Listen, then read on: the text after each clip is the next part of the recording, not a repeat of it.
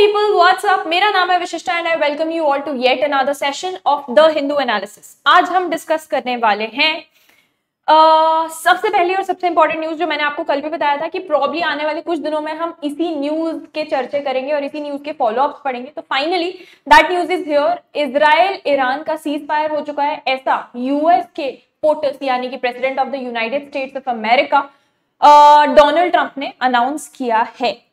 आइए फटाफट से इस आर्टिकल की समरी देख लेते हैं, समराइज कर लेते हैं and then we'll move on to the article and go through the highlights as well.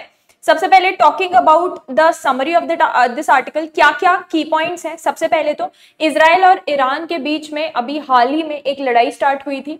हालांकि कॉन्फ्लिक्ट काफी पुरानी हिस्ट्री से चला आ रहा है, बट स्टिल अभी ये फ्रेश कॉन्फ्लिक्ट जो स्टार्ट हुई थी, इसके पीछे के रीजंस हमने ऑलरेडी कल के सेशन में डिस्कस किए थे। अगर आपका मिस आउट हो गया, you can just head on to yesterday's session that is 24 of June and watch it. उसमें हमने पूरा हिस्टोरिकल बैकग्राउंड डिस्कस किया था। अब हम बात करते हैं क्या क्या की पॉइंट्स हैं इस आर्टिकल में सीज फायर के अकॉर्डिंग। तो यहाँ पे की पॉइंट में सबसे इंपॉर्टेंट आता है डोनाल्ड ट्रंप का स्टेटमेंट। की पॉइंट्स में the first important point is Trump का स्टेटमेंट। तो यूएस के प्रेसिडेंट डोनाल्ड ट्रंप ने डिक्लेयर किया है एक cease fire between Iran and USA. हमने यूएसए और ईरान के कॉन्फ्लिक्ट के बारे में भी कल हिस्टोरिकल बैकग्राउंड जाना था, पूरा डिटेल में जाके पढ़ा था। सबसे पहले cease fire. Second important point, this came after a period of heightened tensions, जब ईरान attacked on USA की एम्बेसी और यूएसए के जो फोर्सेस हैं that were in Iraq and Syria. दूसरा की पॉइंट्स में अगर हम बात करें तो ये तो फर्स्ट पॉइंट हो गया। Second important thing is background on the tensions. ये जो टेंशंस पूरा निकल कर आया है या जो सामने हमें दिख रहा है कॉन्फ्लिक्ट पिछले एक हफ्ते से, इसका बैकग्राउंड क्या है। अगर इसका बैकग्राउंड जाने तो टेंशंस एस्केलेटेड, अभी की अगर हम बात करें, टेंशंस एस्केलेटेड आफ्टर ईरान ने लॉन्च किया स्ट्राइक्स अगेंस्ट यूएसए या यूएस टारगेट्स। और ये ईरान ने क्यों किया था? ये ईरान ने किया था इन रिटेलिएशन फॉर द यूएसए या अर्लियर अमेरिकन एक्शंस। दूसरा, ये जो अमेरिकन एक्शंस हैं जिसका ईरान ने रिटेलिएशन किया था, इसमें अमेरिका ने बेसिकली किया क्या क्या था। सबसे पहले तो अमेरिका ने ड्रोन स्ट्राइक कैरी आउट किया था। ये 2023 लगभग की 2020 की बात है। ड्रोन स्ट्राइक कैरी आउट किया था अमेरिका ने, जिसमें ईरान के कमांडर, सुप्रीम कमांडर, इनको बहुत ही रेवरेंट माना जाता था। उनके देश के लोग से लेके गवर्नमेंट तक सब लोग इनको बहुत ज्यादा ऊंचे ओहदे पर रखते थे। उनके ईरानियन कमांडर, बहुत ही बड़ा उनकी मौत के बाद प्रोसेशन भी निकाला गया था और ईरान ने स्वेर किया था कि हम इसका बदला जरूर लेंगे। सो ईरानियन कमांडर कसम Sulemani, he was killed in Jan 2020। इसी टाइम पे 2020 से ही लोगों को डर बैठ गया था कि अब एक प्रोबेबली फुल स्केल वॉर शायद हो सकता है यूएसए और ईरान के बीच में, बट उस टाइम पे कुछ हुआ नहीं। हालांकि रिलेशंस में खटास आ चुकी थी, बट उस टाइम कुछ एक्सट्रीम एक्शन नहीं हुआ। अभी ये एक्सट्रीम एक्शन जो है उसका one of the reasons could be that drone attack as well. ठीक है, इसके बाद अगर हम बात करें तो ट्रंप ने यह भी क्लेम किया था कि Iran wanted to negotiate and de-escalate, और इसी कारण से फाइनली यूएस की मिलिट्री ने या यूएसए ने रिस्पॉन्ड किया। अच्छा, ये सब क्लेम्स अभी ट्रंप ने किया है, ईरान ने ऑफिशियली कुछ भी एक्सेप्ट नहीं किया या कुछ बोला नहीं है कि हाँ हमने पहले कॉल किया था या हमने नेगोशिएशन इनिशिएट किया था। ये सब यूएस का कहना है। इसी के बाद यूएस ने रिस्पॉन्ड किया by pulling back further military escalation या further military retaliation, pull back करके। ठीक है, अदरवाइज दोनों ही कंट्रीज कल तक तो आपस में एक दूसरे को धमकी ही दे रही थी कि भाई तुम अगर करोगे तो हम प्रोपोर्शनेटली रिएक्ट और रिटेलिएट जरूर करेंगे। अच्छा, तीसरी इंपॉर्टेंट चीज, अभी तक हमने यूएस की बात की, अब हम बात करते हैं ईरान के स्टैंड की। ईरान स्टैंड्स एंड एक्शंस जो रहे हैं अभी कुछ समय में, सबसे पहले ट्रंप के स्टेटमेंट के बाद, इनफैक्ट ट्रंप के स्टेटमेंट के बावजूद, तो हम बोलेंगे despite Donald Trump's statement, there is still ongoing violence.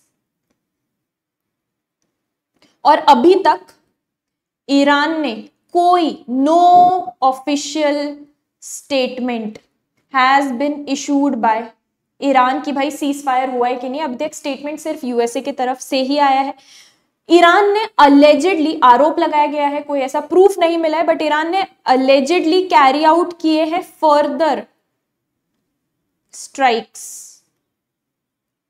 On US linked military bases, जो ऑलरेडी स्ट्राइक्स कैरी आउट किए थे सीरिया और इराक में। उसके बाद भी माना जा रहा है ईरान ने और भी फर्दर मिलिट्री रिटेलिएशन और स्ट्राइक्स कैरी आउट किए हैं on military bases and coalition forces उस रीजन में, सीरिया, इराक वगैरह, जो भी जहां पे भी यूएस के मिलिट्री बेसिस है, ऐसा माना जा रहा है ईरान ने वहां और भी अटैक्स कैरी आउट किए हैं।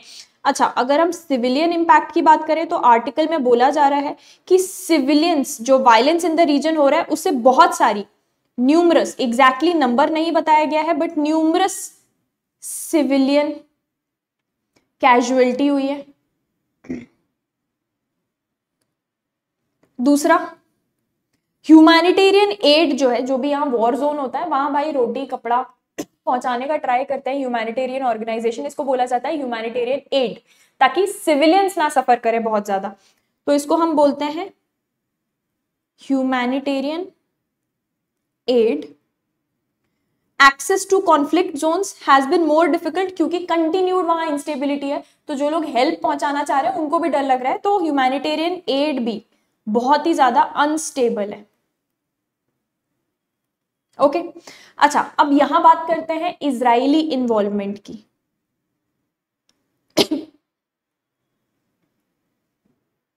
अगर हम इजरायली इन्वॉल्वमेंट की बात करें तो दो हेवीली हम इसको एम्फेसाइज नहीं कर सकते। आर्टिकल यहां सिर्फ सजेस्ट कर रहा है, जो हम द हिंदू में आर्टिकल की बात करें, ये कुछ एम्फेसाइज करके नहीं बोल रहा है, सिर्फ सजेस्ट करते हुए बोल रहा है कि Israel was monitoring the ceasefire and जो भी उस रीजन में, क्योंकि सेम ही रीजन में आता है भाई, वेस्टर्न एशिया वाले रीजन में आता है, तो पूरे के पूरे रीजन में जो इंस्टेबिलिटी चल रही थी उसको बहुत ही क्लोजली इजराइल मॉनिटर कर रहा था, ये बोला जा रहा है। And the regional dynamic very closely, ये भी बोला जा रहा है कि इजराइल के ऑफिशियल्स जो हैं दे रिमेन्ड वेरी कॉशियस, बहुत ही सावधानी से कदम उन्होंने आगे बढ़ाए हैं, और उनका ये कहना था कि भाई ईरान की बॉर्डर स्ट्रैटेजीज बहुत खतरनाक होती है, खासतौर पे कॉशियस ईरान की बॉर्डर स्ट्रैटेजीज को लेकर, पर्टिकुलरली क्योंकि हिजबुल्लाह, जैसे कल ही हमने डिस्कस किया था, हूती, हिजबुल्लाह, हमास, इन सब प्रॉक्सी ग्रुप्स को ईरान की बैकिंग है, तो इजराइल काफी कॉशियस था कि भाई कहीं ये ग्रुप्स वापस से अपनी हरकतें चालू ना कर दे, और ऑफ कोर्स इजराइल पे भी अफेक्ट उस चीज का पड़ता ही, तो बॉर्डर एरियाज या बॉर्डर रीजन्स को देख के, बॉर्डर स्ट्रैटेजीज को लेकर ईरान की काफी ज्यादा कॉशियस था इजराइल। ठीक है, अच्छा, कुछ और नोटेबल चीजें जो इस आर्टिकल में की पॉइंट्स थे वाज नहीं, आई थिंक दैट्स ऑल, ये पूरे की पॉइंट्स हम लिख चुके हैं।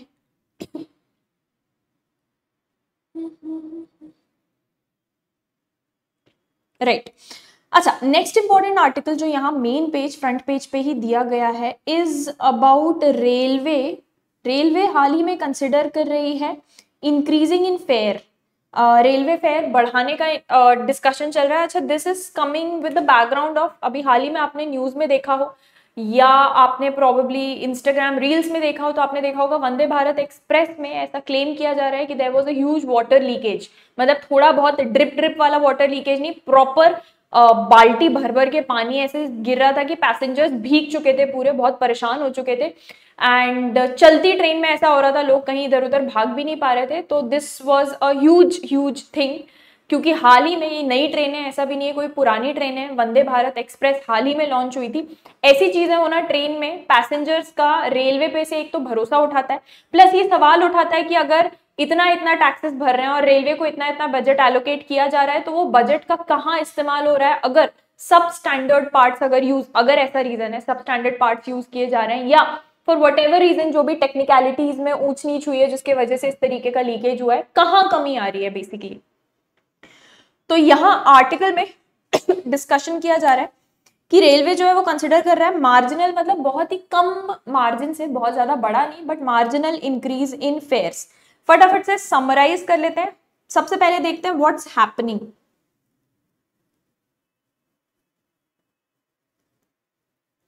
हो क्या रहा है जिसके वजह से ये कदम उठाने के बारे में सोच रहे हैं। सबसे पहले तो इंडियन रेलवे, IR लिख रही हूं मैं, इंडियन रेलवे कंटेम्पलेट कर रहा है a very small increase in passenger fares. दूसरा, अच्छा, ये वेरी स्मॉल जो बोला जा रहा है इसको ये लोग डिस्क्राइब कर रहे हैं एज मार्जिनल हाइक, और इसमें बोला जा रहा है सिर्फ मोस्टली मेल ट्रेन्स यानी कि रेलगाड़ियां एंड एक्सप्रेस ट्रेन्स को ज्यादा इंपैक्ट करेगा ये। वाइल जो भी सबर्बन ट्रेन्स है, मतलब एक्सक्लूड, जो फेयर बढ़ाए जा रहे हैं, टिकट बेसिकली महंगी की जाएगी, उसमें एक्सक्लूड क्या क्या करेंगे, तो इसमें एक्सक्लूडेड है सबर्बन ट्रेन्स एंड जो हमारी आम या ऑर्डिनरी पैसेंजर ट्रेन्स होती हैं, ये दोनों एक्सक्लूडेड है। मालगाड़ी और एक्सप्रेस ट्रेन्स के फेयर्स पे मोस्टली यहाँ फोकस होने वाला है। अच्छा, अगर हम देखें reason behind the hike, what is the reason, तो मोस्टली इंटरनल रेलवे का रेवेन्यू बढ़ाने के लिए, कमाई बढ़ाने के लिए, इंटरनल रेवेन्यू बूस्ट करने के लिए ये स्टेप लिया जा रहा है। दूसरा, ये क्यों रेवेन्यू बूस्ट करने की जरूरत पड़ रही है, बिकॉज ऑपरेशंस कॉस्ट धीरे धीरे करके बढ़ते जा रहे हैं, because of rising operations cost. दूसरी इंपॉर्टेंट चीज इज, एक जरूरत महसूस हो रही है, there is a need to balance जो भी फाइनेंशियल प्रेशर आ रहा है without burdening common passenger excessively. एक ही एक टिकट पे, एक पर्टिकुलर टाइप के टिकट पे बहुत ज्यादा प्राइस बढ़ा दे, उससे बेटर है बहुत सारे टाइप के टिकट्स पे छोटा छोटा प्राइस बढ़ाए, ताकि फाइनेंशियल बर्डन या फाइनेंशियल प्रेशर भी एक तरीके के पैसेंजर्स के ऊपर ना आए। दूसरा इंपॉर्टेंट चीज, रेवेन्यू एंड पैसेंजर ट्रेंड्स। अगर हम देखें आर्टिकल, उसके बारे में क्या बात करता है, रेवेन्यू एंड पैसेंजर ट्रेंड्स की अगर हम बात करते हैं, तो रेलवे ने कैरी आउट किया है ओवर 670 करोड़ पैसेंजर्स इन 2023-24 अकेला, एक साल के अंदर 6070 करोड़ पैसेंजर्स को ऑलरेडी रेलवे कैरी कर चुका है। एंड इनका एम है कि 2024-25 में ये नंबर और भी बढ़ सकता है, 700 करोड़ शायद पार कर सकता है। तो ऑलरेडी बहुत rampant increase in use of railways है। लेकिन डिस्पाइट हाई राइडरशिप, बहुत ज्यादा लोग पैसेंजर्स यूज कर रहे हैं, despite that fare structure haven't kept pace with rising cost. तो जो ऑपरेशनल कॉस्ट है जो भी रेलवे को चलाने का, उसको हम बोलते हैं ऑपरेशनल कॉस्ट, जो बढ़ता जा रहा है। डिस्पाइट लोग ज्यादा यूज कर रहे हैं रेलवे को, तभी भी ऑपरेशनल कॉस्ट कवर नहीं हो पा रहा है। इसलिए इसको कवर करने के लिए रेवेन्यू जनरेट करने की जरूरत है, और रेवेन्यू जनरेट करने का सीधा साफ तरीका होता है भाई थोड़ा थोड़ा increase, marginal increase in fares. ठीक है। अच्छा, अर्लियर रेलवे ने इंप्लीमेंट किया था फेयर हाइक, 2020 में लास्ट हमारा फेयर हाइक हुआ था, जस्ट बिफोर कोविड लॉकडाउन, और उसके बाद से अभी तक कोई भी फेयर हाइक या इंक्रीज इन टिकट साइजेस या टिकट कॉस्ट अभी हमको देखने को नहीं मिली है। अच्छा, इसका एक्सपेक्टेड इम्प्लीमेंटेशन की अगर हम बात करें, कब से लागू होने का डिसीजन लिया जा रहा है। एक्सपेक्टेड इम्प्लीमेंटेशन की अगर हम बात करें तो ये शायद probably up coming railway budget जो अंडर पीएम गति शक्ति इनिशिएटिव आने वाला है, the upcoming railway budget under PM गति शक्ति, यहां पे शायद हमको फेयर में इंक्रीज देखने को मिल सकता है। कोई भी और जैसा इंक्रीज हो रहा है, it will be on the basis of tier, जो tier 1, tier 2, tier 3, first AC second AC होता है, उसके बेसिस पे होगा increase. So the increase will be tier based and route specific। और बोला जा रहा है कि भाई चिंता की कोई बात नहीं है, दो चीजें बहुत ध्यान में रखी जाएंगी वाइल इंक्रीजिंग, कि इक्विटेबल इंक्रीज होना चाहिए फेयर में एंड मिनिमल इंक्रीज होना चाहिए, कि भाई बंदे को फील भी ना हो। आपसे एक तरीके से ऐसे मान लो, अगर एक बंदे से आप एक रुपए लो तो 1 रुपए देने में मुझे कोई नुकसान फील नहीं होगा, लेकिन आप ऐसे 1 करोड़ लोगों से 1 रुपए ले लो तो 1 करोड़ रुपए जमा हो जा रहे हैं। इसी तरीके का कुछ लॉजिक अप्लाई करते हुए यहाँ पे इंक्रीज इन फेयर किया जा रहा है। Okay, I hope this is clear to everyone. So guys, these were the 2 most important articles for 25th of June जो हमको डिस्कस करने थे। Next we are going to meet up again tomorrow, that is 26th of June, जब हम discuss करेंगे कि कल के न्यूज़पेपर में क्या क्या इंपॉर्टेंट खबरें हैं। With that I take your leave. In fact कल एक बहुत इंपॉर्टेंट खबर हम डिस्कस करने वाले हैं about Axiom 4, so make sure you stay tuned. With that I take your leave. Thank you for joining me in today's session. I will see you guys again tomorrow. This is Vishishta signing of.